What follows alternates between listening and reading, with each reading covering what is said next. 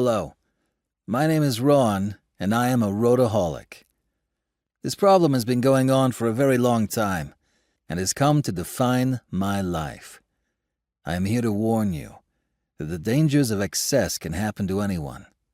I'm here to detail the cruel realities of all the years of self-abuse and perhaps encourage you to take an honest look in the mirror. I've tried to stop, many times. People have said I need to take responsibility for my actions. They continue to tell me, Ron, it's only a game. It's only a game. A game? That's not remotely true. Rotisserie baseball is way bigger than just a game. It's far more than any human being can control. Still, even if I take some responsibility, I also had enablers. Other people helped create this monster. It wasn't just me. I think it started with a man named Bill James. Back in the 1980s, I discovered his book called The Bill James Baseball Abstract. I couldn't resist the allure of statistics. There were all these numbers that I had grown up with, but then there were all these new numbers. They were bright and sparkling and painted baseball players with wonderfully vibrant colors. I'd never seen anything like it before, and I was captivated.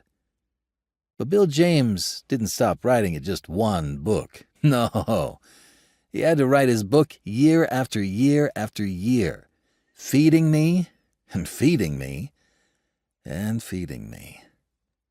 Each spring I'd camp out in front of B. Dalton, waiting for the new edition to come out. They'd tell me, sorry, sir, it hasn't come in yet. But I'd be back again the next morning with my large coffee and apple fritter. And the next morning. And the next. And when that year's book arrived, oh, that moment when I could wrap my arms around the blue cover or the red cover or yellow or green, seeing that new cover was the first buzz.